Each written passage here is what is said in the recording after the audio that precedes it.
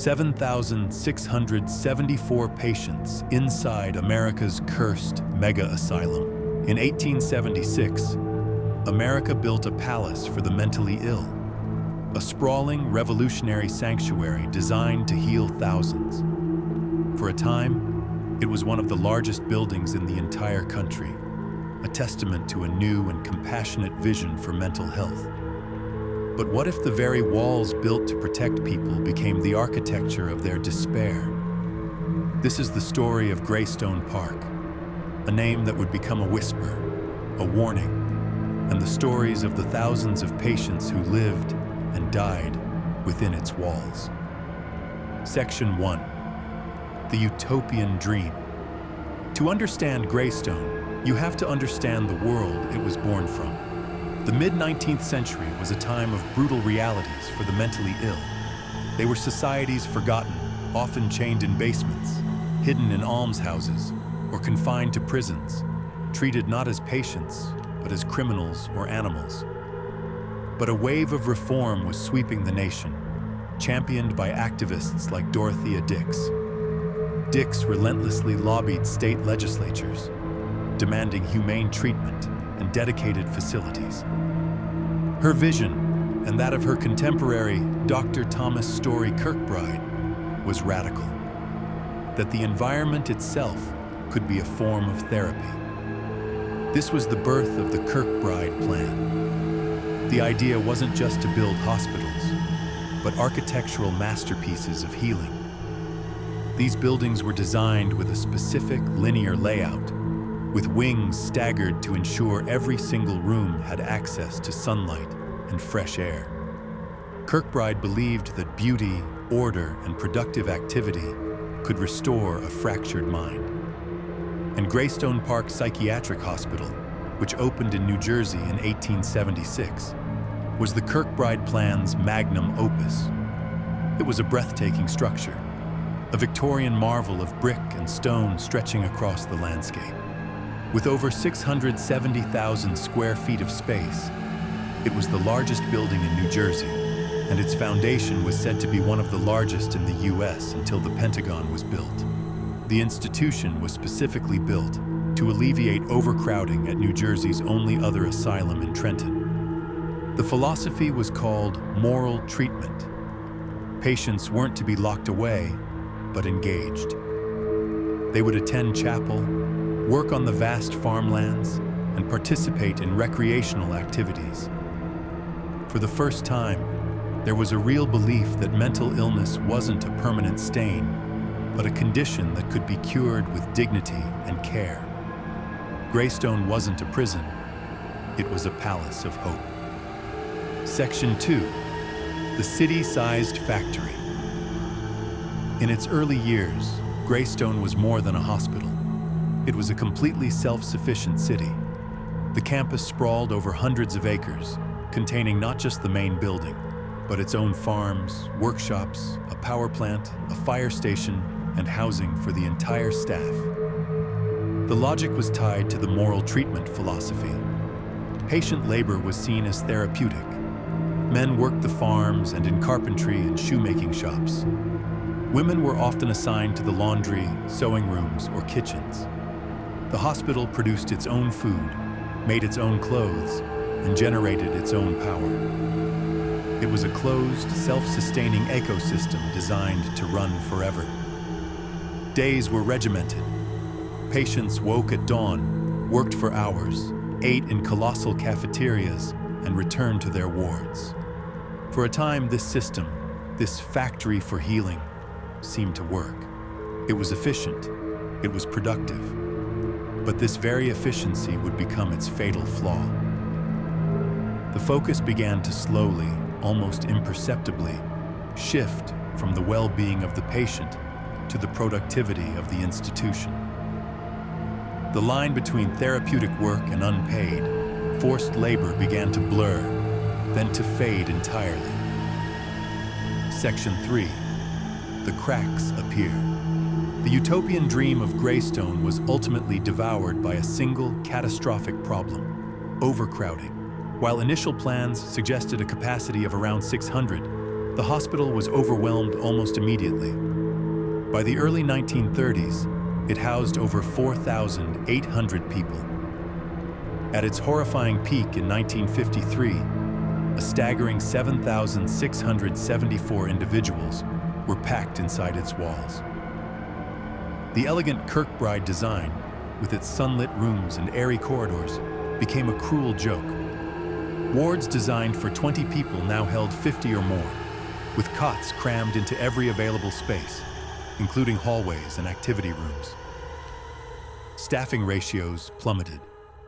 1 or 2 nurses might be responsible for 100 desperate patients.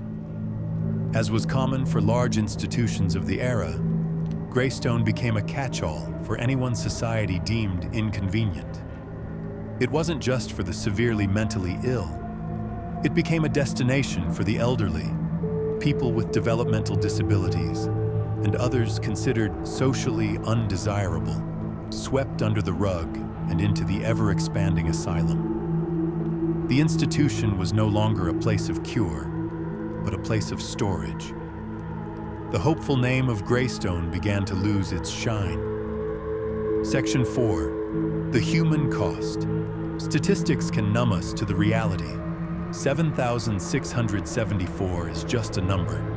But inside Greystone were thousands of individual lives, each one a story. Some of those stories belong to people you might have heard of. The iconic American folk singer Woody Guthrie was a patient at Greystone from 1956 to 1961. He was suffering from the degenerative Huntington's disease, though his complex symptoms had led to various misdiagnoses over the years. It was here, in Wardy 40, as he called it, that a young Bob Dylan came to visit his idol, a symbolic passing of the torch in a place of profound suffering. Guthrie himself grimly nicknamed the hospital Gravestone, a name that stuck. The poet Allen Ginsberg's mother, Naomi, was also a patient at Greystone, one of several institutions she was in during her life. Her experiences there would haunt his work for the rest of his life. But for the vast majority of patients, life was an anonymous cycle of neglect. By the 1950s and 60s, the hospital had descended into a real-life nightmare. Reports from the time paint a horrific picture of patients left in their own filth, of brutal beatings by overwhelmed staff, and of people losing their lives not to their illness, but to the conditions of their confinement. The situation became so dire that it finally exploded into the public consciousness. In the 1970s, a landmark class action lawsuit, known as Doe versus Klein, was filed on behalf of the patients. The suit and a related grand jury investigation exposed shocking allegations of constitutional violations, including physical and sexual abuse, a lack of basic hygiene, and profound medical neglect. The lawsuit was a victory for the patients, forcing the state to improve conditions. The court's decision put Greystone under a period of fragile, forced reform and legal oversight that would last for decades. Section 5. The inevitable collapse. Even with legal oversight, the rot was too deep. The main Kirkbride building, a century old, was literally crumbling. The period was marked by reports of frequent patient escapes, violence, and continued accusations of staff abuse. The system was broken beyond repair. In 2008, after a new, smaller hospital was constructed on the campus, the final order came down. The original Kirkbride building was to be closed for good. The last patients were moved out, and for the first time in 132 years, the immense building stood silent, empty, and waiting for its fate. What do you do with a palace of despair? A local advocacy group, Preserve Greystone, fought passionately to save the historic building. They pointed to other Kirkbride hospitals that had been successfully repurposed. A developer even submitted a plan to restore the building at no cost to the state. But it wasn't meant to be. In a move that drew sharp criticism, the state rejected the repurposing plans. Instead, it awarded a multi-million-dollar contract for demolition. The fight was lost. In April 2015, the machines arrived. The story of Greystone is a powerful reminder of how easily systems, even those with noble intentions, can fail the very people they are meant to protect.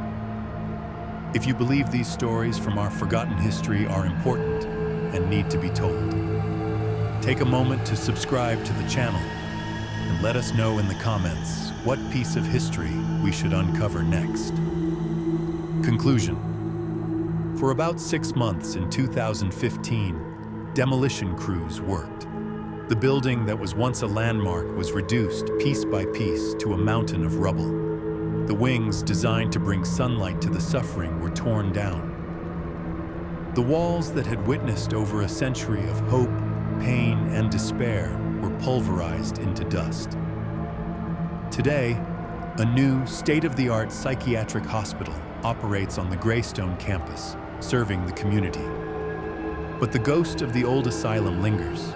It's a ghost made not of bricks and mortar, but of stories. The story of Dorothea Dix's compassion, of Dr. Kirkbride's vision, and the story of how that vision was betrayed by overcrowding and neglect.